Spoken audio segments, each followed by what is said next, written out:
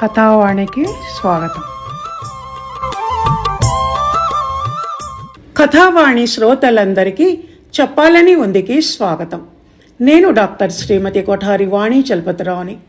నేను రచించి మీకు వినిపిస్తున్న ఈనాటి సరదా చెప్పాలని ఉంది టాపిక్ పేరు సాధింపుల వేధింపులు. ఇంకా ఆలస్యం చేయకుండా టాపిక్లోకి ప్రవేశిద్దాం. మనిషి మనసు గురించి, అతని మాట తీరు గురించి లోగడ మన కథావాణిలో మనం చాలాసార్లు మాట్లాడుకున్నాం. ఆ మాట తీరులోని ఒక పద్ధతి అయిన సాధింపుల వేధింపుల గురించి ఈరోజు మాట్లాడుకుందాం. కోపం అనేది మనుషులందరిలో ఉంటుంది. దాన్ని వ్యక్తం చేసే పద్ధతిలో మాత్రం భిన్న రీతులు ఉంటాయి. కొంతమందికి చీటికి మాటికి చిన్న విషయాలకే కోపం వస్తుంటుంది. దాన్ని ముక్కు మీద కోపం అంటారు. ఈ కోపం చాలా అందమైన కోపం అట. ఇది నేనంటున్న మాట కాదు, కవులు చెప్పిన మాట. ముక్కు మీద కోపం, నీ ముఖానికే అందం, నీ బొంగమూతి చందం, నా ముందరి కాళ్లకు బంధం అని ఒక సినిమా పాట ఉంది. ఈ ముక్కు మీది కోపం బాపతి వాళ్ళు కోపం వచ్చినప్పుడు బొంగమూతి కూడా పెడతారట. నాకేమనిపిస్తుందంటే, గారాబం చేసే మొగుడు, అలిగిన భార్యను బ్రతిమిలాడే భర్త ఉన్న ఆడవాళ్లు ఇటువంటి కోపాలు ప్రదర్శిస్తారు అని. దీన్ని పౌరాణిక భాషలో సత్యభామ కోపం అని కూడా అంటారనుకుంటా.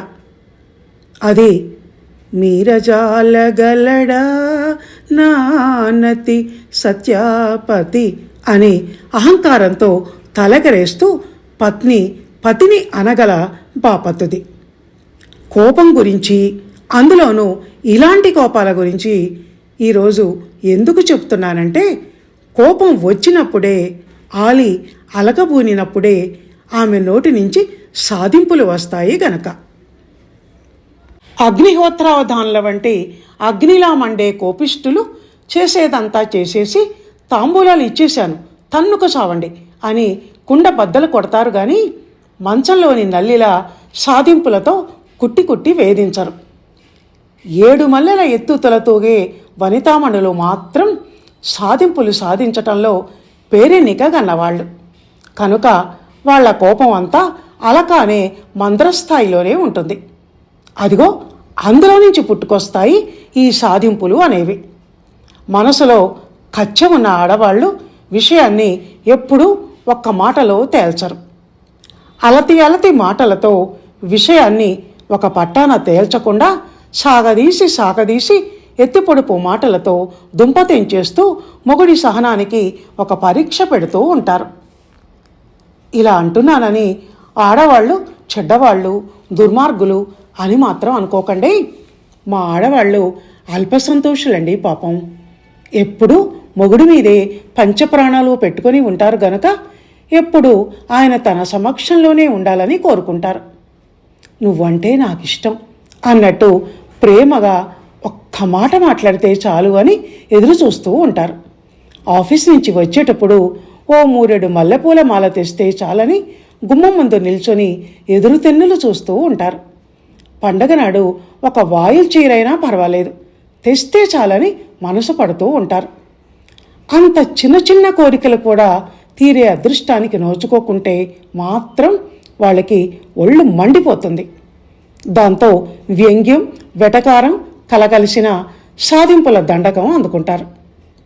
పైన నేను చెప్పిన కొత్త చీర, మల్లెమాల ఇవన్నీ పాతకాలం తెలుగు సినిమా దృశ్యాల్లా ఉన్నాయి అని అనుకుంటున్నారు కాదు.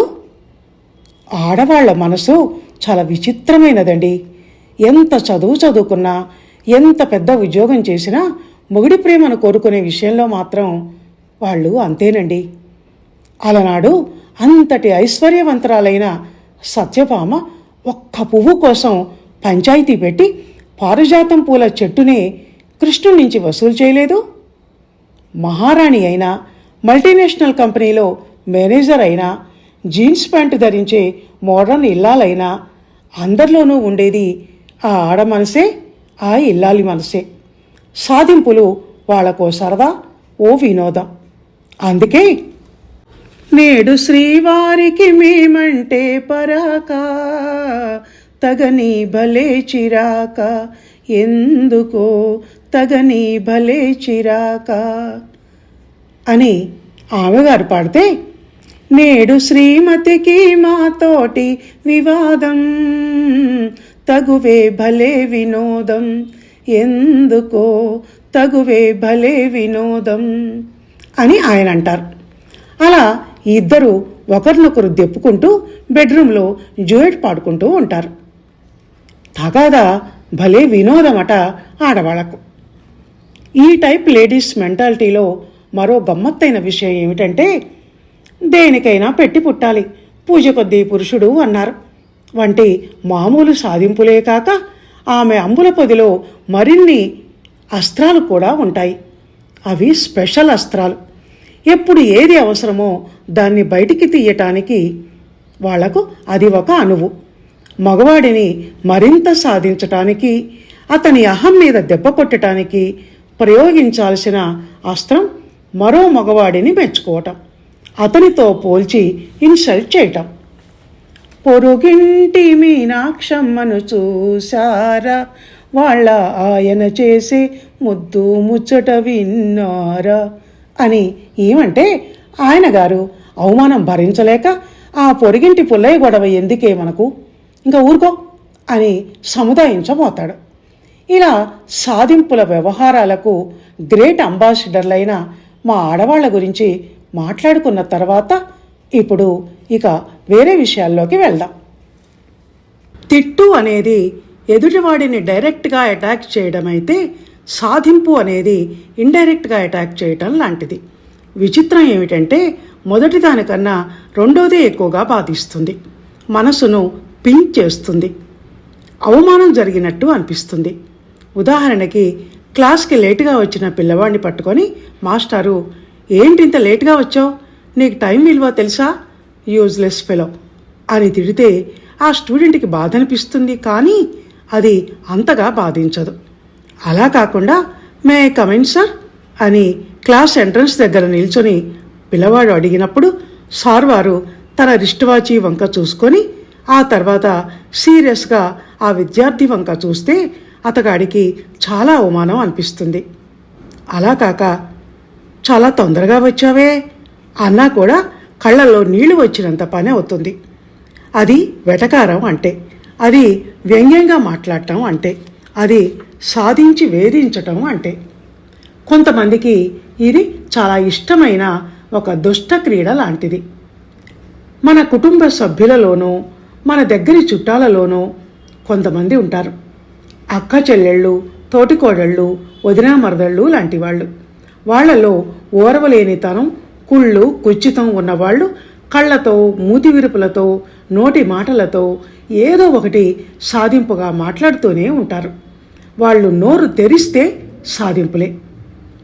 మీరంటే ఉన్నవాళ్ళు ఎంతైనా ఖర్చు పెడతారు, ఎన్నైనా కొనుక్కుంటారు, మాకన్ని డబ్బులు ఎక్కడి నుంచి వస్తాయి అంటుంది ఒక ఆవిడ. దేనికైనా పెట్టి పుట్టాలి, ఆ దేవుడు అందరికీ ఆ గీత రాయొద్దు, మాలాంటి వాళ్ళ బతుకులు ఎప్పుడూ ఎక్కడ వేసిన గొంగళ అక్కడే అన్నట్టు ఉంటాయి అంటుంది మరొక ఆవిడ. నువ్వంటే చదువుకున్న దానివమ్మా, మాకు చదువా సంధ్య, ఏదో పల్లెటూరు బతుకులు మావి. ఇలా సాగుతాయి ఆ సాధింపులు. ఆడవాళ్ల సాధింపుల్లో పలుకుబడులు, సామెతలు ఎక్కువగా దొర్లుతూ ఉంటాయి. వాటిని చూడాలంటే అత్తాకోడళ్ల పరస్పర సాధింపుల్లోనే చూడాలి. మొగుణ్ణి బాగానే కొంగున ముడేసుకున్నావు, అడ్డాల నాడు బిడ్డలు కానీ గడ్డాలు వచ్చాక బిడ్డలా అన్నట్టు నా కొడుకుని నాకు కాకుండా చేస్తున్నావు అని అత్త అంటే, అత్త పగల కొట్టిన కుండ ఓటి కుండ, కోడలు పగల కొట్టిన కుండ గట్టి కుండ అన్నట్టు ఆ విషయంలో నాకన్నా మీరు 4 ఆకులు ఎక్కువే చదివారట కదా, మా ఆయనకు వాళ్ళ బామ్మ చెప్తుంటే విన్నాను అని కోడలు చురక అంటిస్తుంది. మన తెలుగు వాళ్లలో మిగతా వాళ్ళ సంగతి నాకు తెలియదు గనక తెలుగు వాళ్ళు అంటున్నాను. అత్తాకోడళ్ళు డైరెక్ట్గా కూర్చొని మాట్లాడుకోగా, ఎదురెదురుగా నిల్చొని పోట్లాడుకోగా నేను చూడలేదు. ఎప్పుడూ ఇలా ఒకరినొకరు దెప్పుకోవటమే సాధించుకోవటమే. అందులో వాళ్లకు ఏ ఆనందం లభిస్తుందో కానీ.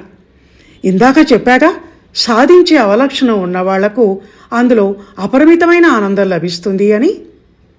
ఇకపోతే ఈ సాధింపులు కేవలం మాటల్లోనే కాదండోయ్, చేతల్లో కూడా ఎక్స్ప్రెస్ చేయొచ్చు.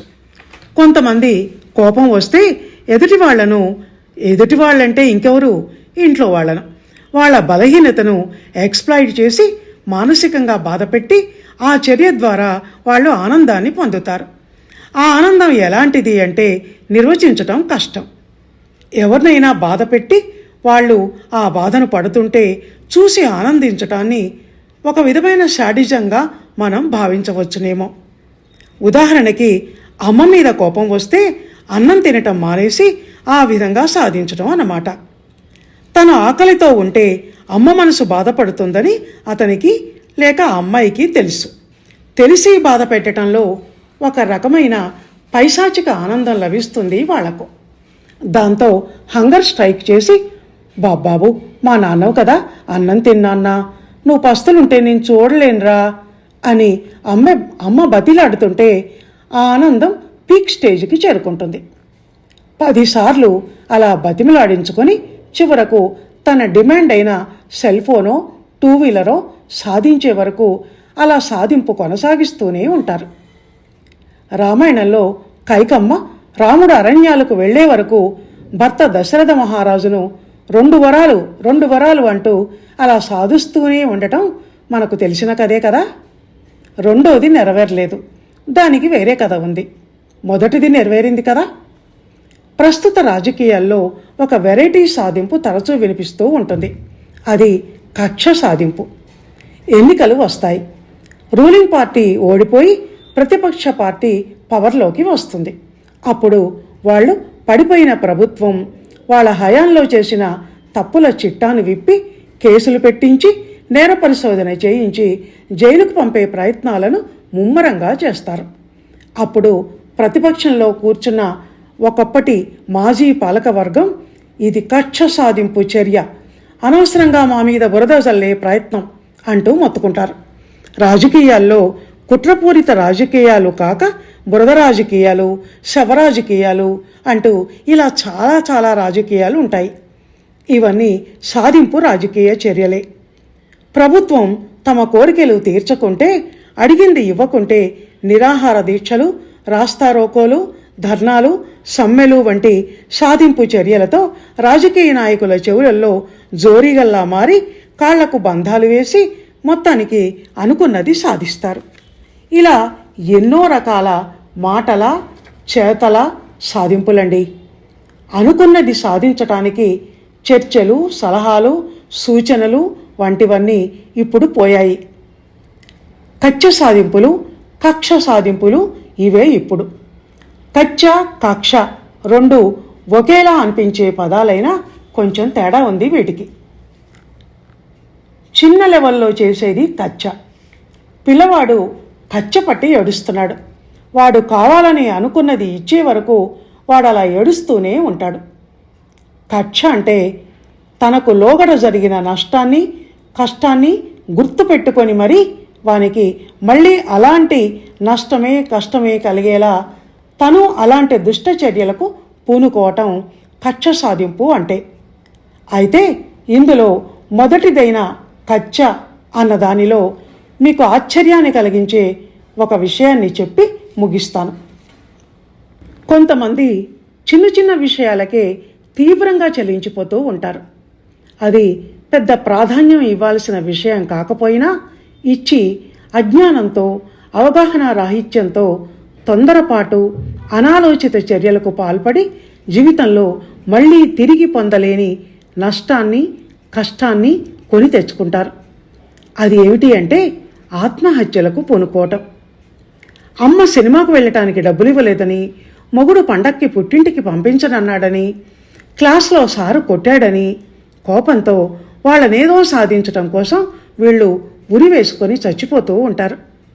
ఏదో సరదాగా కొనసాగాల్సిన ఈ సాధింపులు ఒక్కోసారి ఎంతటి ఘోరాలకు దారితీస్తాయో చూడండి. ఏదైనా శృతి మించితే అంతే.